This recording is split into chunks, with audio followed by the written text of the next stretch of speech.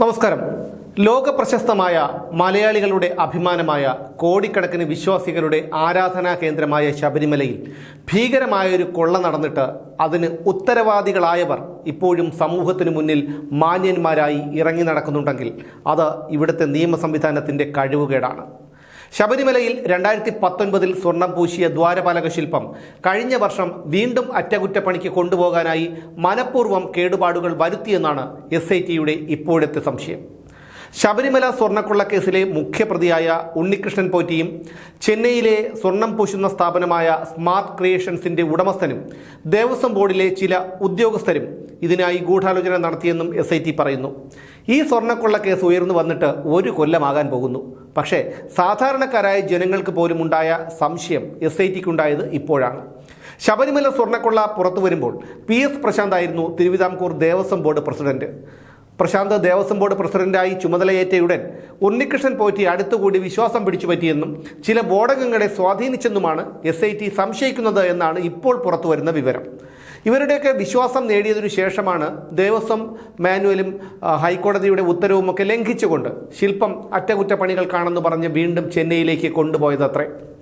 Devaswom board പ്രസിഡന്റും മുൻ MLAയും CPM നേതാവുമൊക്കെയായ A. പത്മകുമാറിനെതിരെ കേസെടുത്തു. അദ്ദേഹത്തെ അറസ്റ്റ് ചെയ്തു, റിമാൻഡ് ചെയ്തു. 90 ദിവസം ജയിലിൽ കിടന്നതിനു ശേഷമാണ് സ്വാഭാവിക ജാമ്യം നേടി പത്മകുമാർ പുറത്തിറങ്ങിയത്.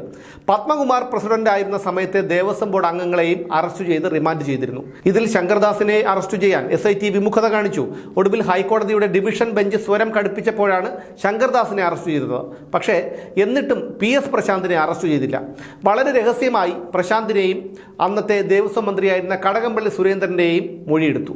മറ്റുള്ള എല്ലാ പ്രതികളെയും അറസ്റ്റ് ചെയ്തതും റിമാൻഡ് ചെയ്തതും വാർത്തയാക്കിയ SIT ഈ 2 പേരെയും അവരുടെ കാര്യത്തിൽ മാത്രം രഹസ്യ സ്വഭാവം കാത്തുസൂക്ഷിച്ചു.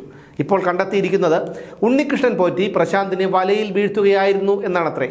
അതെന്താ, പ്രശാന്ത് ഒന്നും അറിയാത്ത കുട്ടിയാണോ? പ്രശാന്തിനെ വീണ്ടും ചോദ്യം ചെയ്യുമെന്നാണ് ഇപ്പോൾ പറയുന്നത്. പ്രശാന്തിനെ പോറ്റി വലയിൽ വീഴ്ത്തുകയായിരുന്നുവെങ്കിൽ ആ സ്ഥാനത്തിരിക്കാൻ അയാൾക്ക് എന്താണ് യോഗ്യത? മറ്റുള്ളവർക്ക് ആർക്കുമില്ലാത്ത പ്രത്യേക പരിഗണന പ്രശാന്തിന് മാത്രമായി കൊടുക്കുന്നതിൻ്റെ പിന്നിലെ കാരണം എന്താണ്? ജനങ്ങൾക്ക് സംശയമുണ്ടാക്കുന്ന വസ്തുതകളാണിതൊക്കെ. 2019 സ്വർണം പൂശിയ ദ്വാരപാലക ശില്പത്തിന് 40 വർഷത്തെ ഗ്യാരണ്ടി ഉണ്ടായിരുന്നെങ്കിലും താങ്ങുപീഠം സ്ഥാപിച്ചപ്പോൾ കേടുപാടുണ്ടായി എന്നായിരുന്നു അന്നത്തെ വിശദീകരണം.